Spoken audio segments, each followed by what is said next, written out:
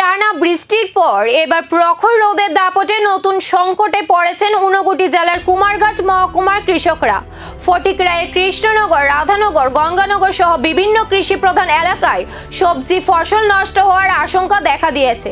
কৃষকদের অভিযোগ, ধার দেনা করে বেগুন, ঝিঙ্গে, মরিচ, শসা ও ঢেঁড়সের চাষ করলেও সাম্প্রতিক বৃষ্টি ও তীব্র রোদের কারণে ফসলের ব্যাপক ক্ষতি হচ্ছে। ফলে উৎপাদন খরচ তোলা এবং ঋণ পরিশোধ নিয়েও দেখা দিয়েছে অনিশ্চয়তা। ক্ষতিগ্রস্ত কৃষকদের দাবি দ্রুত সরকারি সহায়তা দেওয়া হোক। অন্যদিকে ফসলের উৎপাদন কমে গেলে বাজারে শাকসবজির দামও বাড়তে পারে বলে আশঙ্কা করা হচ্ছে। এখন কৃষকদের নজর সরকারের সহায়তার দিকে। বাস্তব করছে এবার তো কাজ করা বটে, খালি বৃষ্টি বৃষ্টি সব ফসল নষ্ট হয়ে যায়। আর কি বর্ষা গাছ জ্বর হয়ে যায়, এখন বৃষ্টি হাইতে হাইতে কিটা গাছ নষ্ট হয়ে যায়, মশা গাছ নষ্ট হয়ে যায়, জেঙ্গা গাছ, ভেন্ডি, উস্তা সব ফসল আমরা করছি।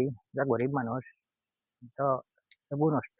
ঘন বৃষ্টি দিচ্ছে, রোদ্দুরের আজকে রোদ্দুর গরম রোদ, কাজ জ্বর খাইব সব পড়াও তো আমরা তো কষ্ট করিয়া দোকান থেকে সার বীজ পাকিয়ে আনি করে বেশি টাকা দিই। এবার যে খেত করছি এটা পয়সা মিলত না মনে হয়, যে খরচ হয়েছে। কোনটা আমরা সকালে সাহায্য করে আমরা সুবিধা হইল না, সাহায্য তো করে না, করতে যে হয় কতক্ষণ তো পাই না আমরা।